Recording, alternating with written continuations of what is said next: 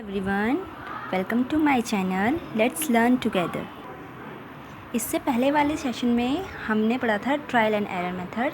जैसे कि मैंने आप सबको बताया था कि मैं इस एक्सरसाइज को 4.1 को 2 सेशन में कवर करूँगी। तो एक सेशन हमारा हो चुका था, नेक्स्ट सेशन कंटिन्यू करते हैं।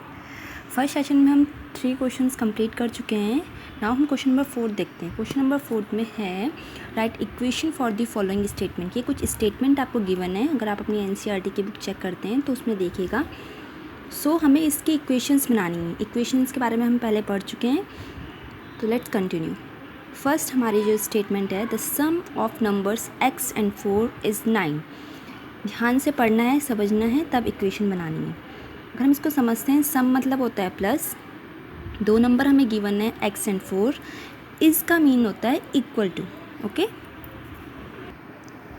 हम कैसे करेंगे, x + 4 2 नंबर को ऐड किया is equal to 9।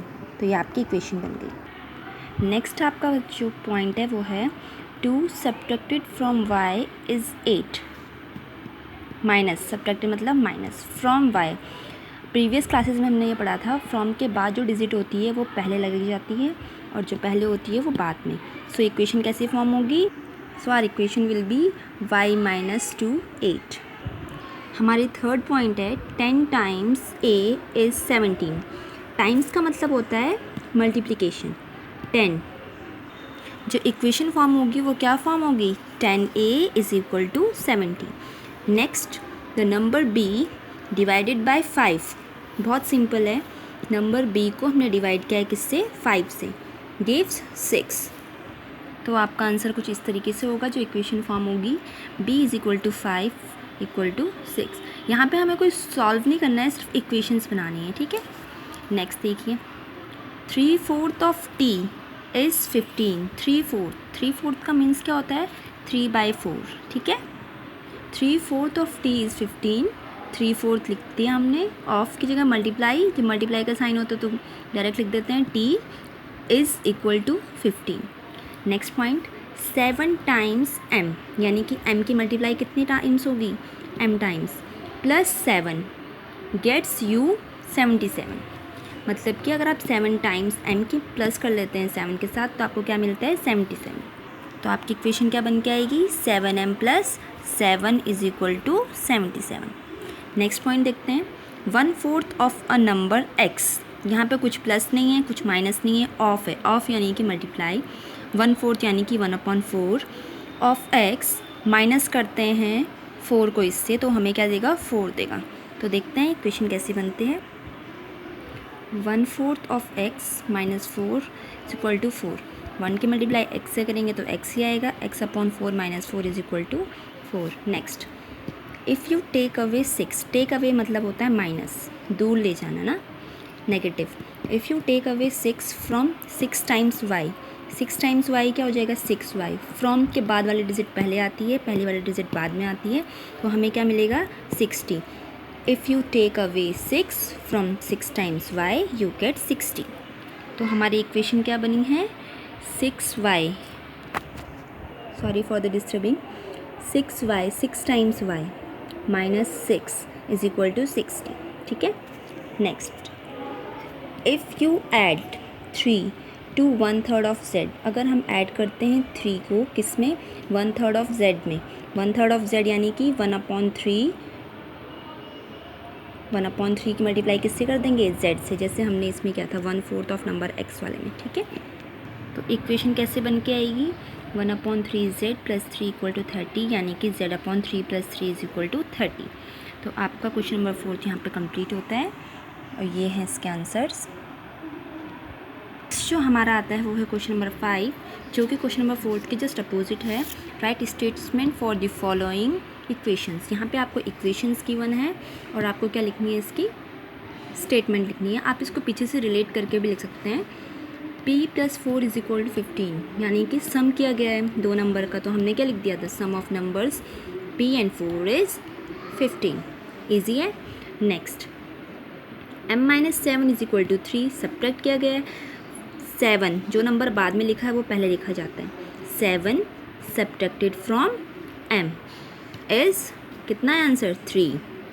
Next 3m/5 is 6, यानी कि 3/5, जैसे हम 1/4 1/3 लिख रहे थे, ऐसे हमने यहाँ पे क्या लिखा 3/5 ऑफ किसका, m का, ठीक है। क्या देगा हमें 6।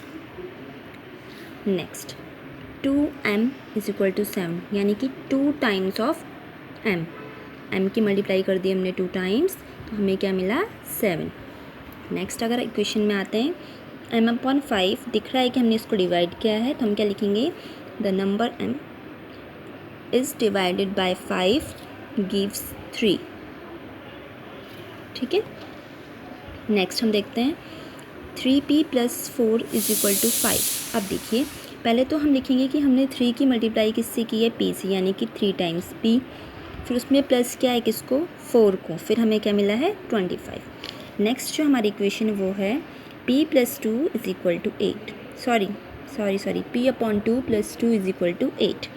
सो इसके लिए हम क्या करेंगे, इफ़ 2 इज़ एडेड, 2 को हमने ऐड किया है किस में, on the half times, half 1/2 से मल्टीप्लाई करके तो p/2 आया होगा ना, 1/2 से किसकी मल्टीप्लाई करी होगी, p की, तो हमने स्टेटमेंट क्या लिखी, if 2 is added on the half times of number p it gives 8।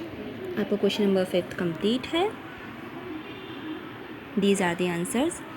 Next move on to our next question, that is question number 6। यहाँ पे आपको वर्ड प्रॉब्लम्स लाइक क्वेश्चन दिए गए हैं, बट आपको उसको सॉल्व नहीं करना है, बट इक्वेशन बनानी है। क्वेश्चन को पढ़ेंगे, अच्छे से समझेंगे, तब उसकी इक्वेशन बनाएंगे, ओके। इफ़ान हैज़ 7 मार्बल्स, इफ़ान के पास मार्बल्स कितनी है 7, मोर देन 5 टाइम्स ए नंबर परमित। 2 फ्रेंड है यहाँ पे, ठीक है, एक तो परमित और एक इफ़ान। तो जो परमित है उसका हमने देख लिया, मान लिया कि उसके पास कितनी मार्बल है m, और इफ़ान की मार्बल्स तो हमें गिवन है, किसकी पता नहीं है हमें, परमित की पता नहीं है, तो उसके हमने m लेट कर लिए, जो कि हमें क्वेश्चन में गिवन था कि take m to be the number of permits marble. अब अकॉर्डिंग टू क्वेश्चन, पहले तो जो हमें गिवन है हमने वो लिख दिया, गिवन क्या था कि let permits have m number of marbles. According to question में बोला था 5 टाइम्स से मार्बल्स परमित हैज़, जितने परमित के पास होंगे उससे 5 टाइम, तो उसका 5 टाइम क्या हो जाएगा 5m, ठीक है। 7 मार्बल मोर देन, अब इससे 7 मार्बल ज़्यादा, ठीक है, तो यानी कि 5m + 7 इज इक्वल टू कितना था इफ़ान के पास 37। Equation done. आई होप आपको समझ में आया होगा। नेक्स्ट क्वेश्चन की तरफ मूव करते हैं।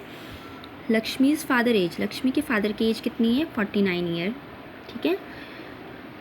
ही is 4 year older than 3 times Lakshmi age, वो लक्ष्मी से कितने बड़े हैं 4 ईयर ओल्डर। जब हम लक्ष्मी की एज का 3 टाइम कर देंगे और फिर उसमें +4 करेंगे, वो इतने बड़े। तो इसके लिए पहले हमने जो हमें गिवन है वो लिख दिया। गिवन क्या है कि लक्ष्मी की एज को हमें क्या लेना है y ईयर्स, तो हमने लिख दिया let the age of Lakshmi is y years. अब कितने टाइम्स हैं 3 टाइम्स, तो 3y आ जाएगा लक्ष्मी की एज का, और कितने बड़े हैं 4 ईयर्स ओल्डर, तो +4, ठीक है। तो यानी कि 3y + 4 is equal to 49। Older हैं तो प्लस, अगर यंगर की बात होती तो माइनस, ठीक है। नेक्स्ट क्वेश्चन की तरफ move. Highest marks are twice the lowest marks +7। Condition दी है कि जो हाईएस्ट मार्क्स होंगे वो कितने होंगे, लोएस्ट मार्क्स के ट्वाइस कर दो और उसमें +7 कर दो। हाईएस्ट स्कोर हमें गिवन है, हमें बोला गया है कि लोएस्ट स्कोर को कितना लेना है L लेना है, तो हमने लोएस्ट स्कोर को कितना ले लिया L। तो twice of lowest score, twice करेंगे तो क्या हो जाएगा 2L, ठीक है। हमने अपनी तरफ से कुछ नहीं किया, इक्वेशन में गिवन है कि ट्वाइस द लोएस्ट मार्क्स, तो हमने 2L कर दिया। +7 बोला तो हमने +7 कर दिया, और हाईएस्ट स्कोर कितने थे 87, तो 2L + 7 is equal to 87। Next question and the last question of this exercise, isosceles triangle. Isosceles triangles कौन से ट्राइंगल होते हैं, जिनकी 2 साइड्स इक्वल होती हैं, ठीक है। हमें गिवन है कि इसका जो वर्टेक्स एंगल है is twice either the base angle, जो उसका बेस एंगल होगा उससे ट्वाइस होगा उसका वर्टेक्स एंगल।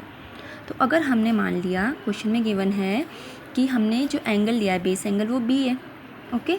अब एक तो हमें b गिवन है और एक हमें इसका ट्वाइस गिवन है, बेस एंगल b और twice of base angle 2b, जो कि क्या है इसका वर्टेक्स एंगल। अब ये जैसे कि आइसोलेस ट्राइंगल है तो इसकी दो साइड्स इक्वल होंगी, तो हमने बी को 2 बार ले लिया। ठीक है, मान लो अगर बेस बी है तो उसकी कोई एक और साइड भी बी होगी, तो B plus B is equal to B plus B plus 2b तो हमें था कि ट्वाइस लेना है, इन सबको ऐड करेंगे तो कितना हो जाएगा 4b इज इक्वल टू 180। अब ये 180 कैसे आया? Bye angle sum property. ठीक है, हमने प्रीवियस क्लासेस में पढ़ा था कि जो इसके इंटीरियर एंगल होते हैं इन तीनों का सम जो होता है वो कितना होता है 180 डिग्री। तो बी प्लस 2b 3 एंगल हैं, तीनों एंगल का सम कितना होगा 180। I hope this video is really useful to you. Thank you for watching.